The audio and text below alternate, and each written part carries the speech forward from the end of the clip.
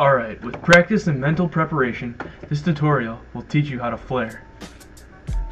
Flexibility definitely helps when learning the flare, so I definitely recommend that you stretch out every time before you attempt this move.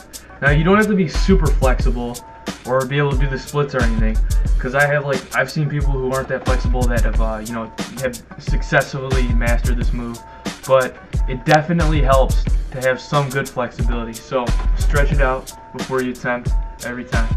Okay, I spin counterclockwise, so I go that way, but if you spin clockwise, you'll go this way. I'm going to teach this tutorial counterclockwise because that's the way I spin.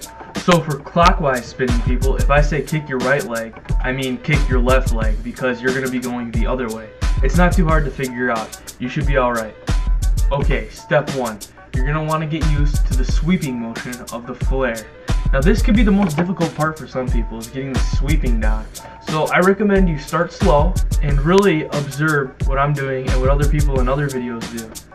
Okay, a key point I want to put out that some people will forget is do not relax your arm like that. Do not do that. You want to push up all the time.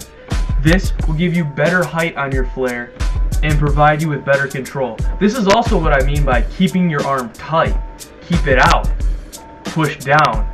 Now, I place my hand like this, but you can place your hand honestly wherever it feels comfortable. Alright, back to the sweep.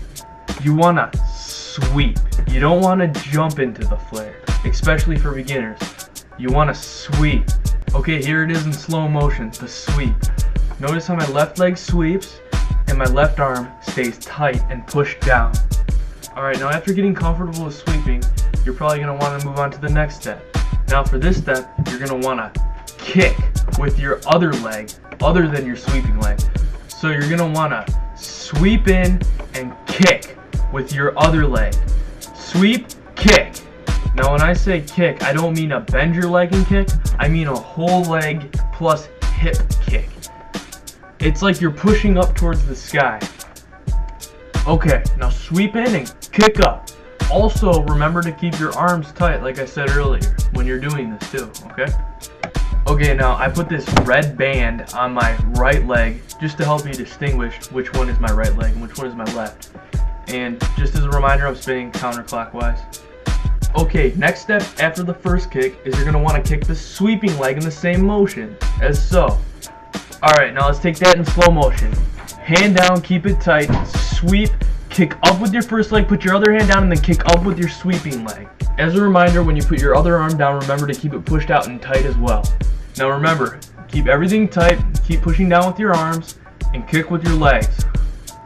Also try and bring your hips up in the front, that way it'll give you better height. But don't worry about this too much right now. Okay, next step is going to be getting around. You're going to want to kick your other leg under your sweeping leg, as so.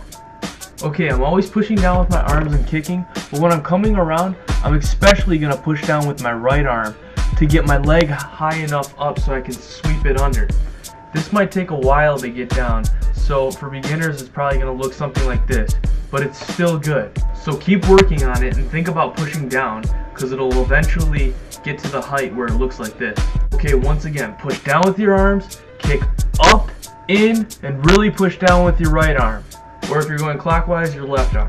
Okay, an exercise that'll help you get your hips high and kicking right is going into a windmill or just a drop in after your first flare.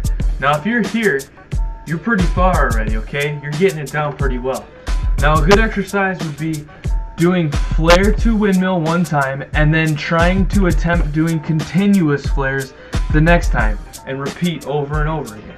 This way your mind won't get stuck on just doing flare to windmill all the time. Okay, the next step is going to be coming back around and doing continuous flare. Okay, now I really want to emphasize the kicking motion when I get back around. Notice the arrows. Yellow one pushing down with my left hand, kicking up with my right leg, and kicking in with my left. Now something I also want to emphasize is the height in the front. Notice how I'm pushing down with my arms and flexing my abs, pulling them in to give me that height. For me, height in the front also equals height in the back. It keeps a smooth, continuous, fluid motion. Okay, now beginner's continuous flares might look something like this. Believe it or not, this is a good start. You want to keep doing this over and over and over again to get in the mindset of doing continuous flares. Okay, here's a back view just for you. The V formation will eventually come, so just keep thinking about it and keep practicing it. You'll get it down, I promise. Flares for me were pretty hard to get down. It took me a while. So keep practicing, don't give up. Feel free to ask any questions you want. I have no problem answering anybody's question, no matter how many times you ask. Oh, and don't forget to subscribe to Pygmy123. You'll make me really happy. Thanks.